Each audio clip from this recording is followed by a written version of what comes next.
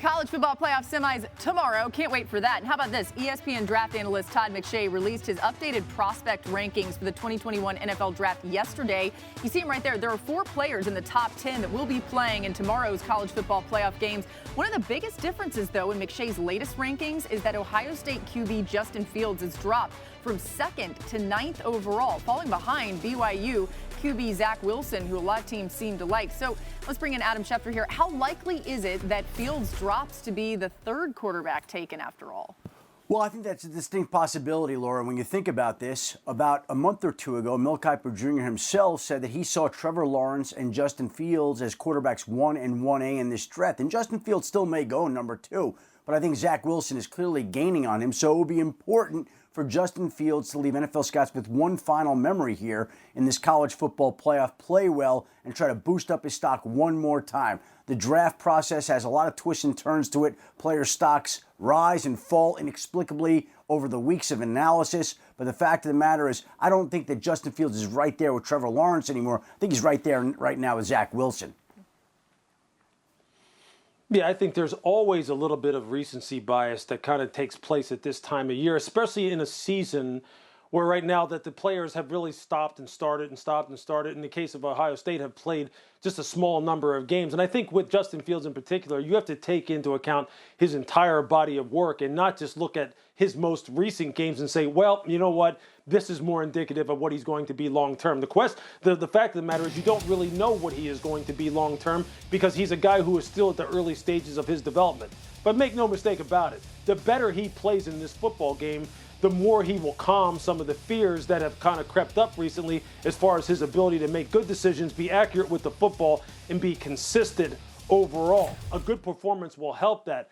But, this is just kind of like the world we live in right now, especially with quarterbacks. I mean, evaluations change all over the place, and especially when he's going to be going up against the guy who right now is considered to be the consensus #1 overall player in the draft, in Trevor Lawrence. A good showing against him to where maybe they go ahead and pull out a win will do nothing but boost his stock. But I think you have to take the entire picture, the entire body of work, and there's going to be a lot of evaluation that's going to take place after this game anyway. So I think, the book is yet to be written, on Justin Fields.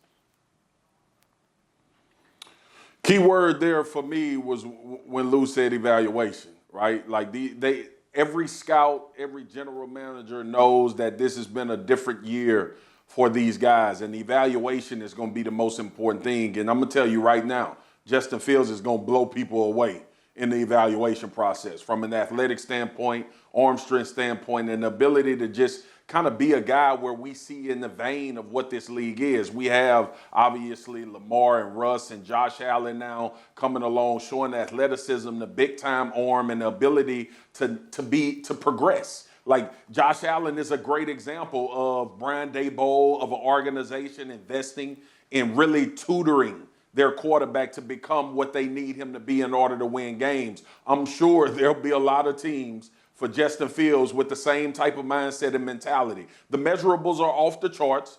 All right, the arm strength is off the charts, and there is film of Justin Fields balling out of his mind in a lot of games in college. So I think the evaluation process this year will be more magnified than most others. Look, Joe Burrow was the first overall draft pick because of a college season.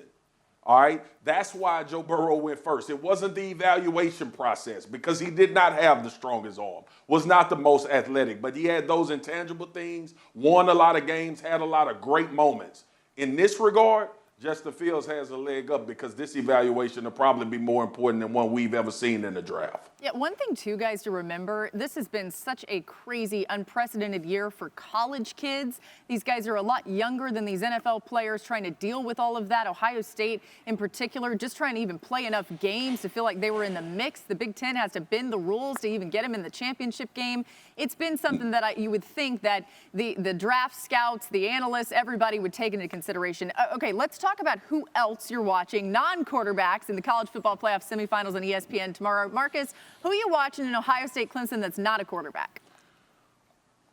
For me, it's Trey Sermon, running back for Ohio State. Listen, when they were struggling against Northwestern, one of the reasons why we're having this conversation about Justin Fields, Ryan Day decided to hand the football off and let this young man take over the football game, and that he did. So if Ohio State is going to have success in this playoff against Clemson and potentially in the national championship, he's going to have a huge stamp on this game. Don't throw it all the way around the yard. Be a little bit balanced and allow Trey to be the man. Yeah, and I'm going to take a running back on the opposite side of the ledger here, and that's Travis Etienne from Clemson. And look, this is a good back now. This is a guy who can run inside, outside the tackles. He can catch the ball out of the backfield. He's a guy who can run with power. He has breakaway speed.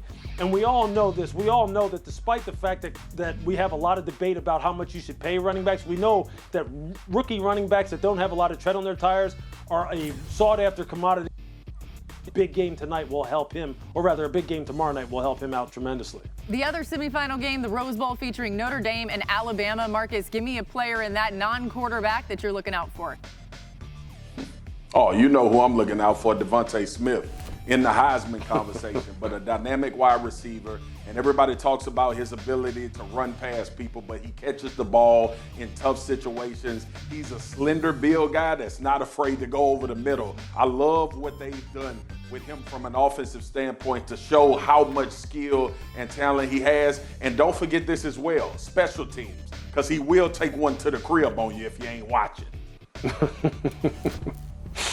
Yeah, I'll tell you what, I'm watching the entire unit of the Alabama defense right now, and specifically their pass defense. Look, this hasn't been a pass defense that is up to Nick Saban's usual standards, knowing that he is a former defensive back coach. He coached me when I was with the Cleveland Browns, and you can just see Nick and his body language on the sideline sometimes when they blow coverages.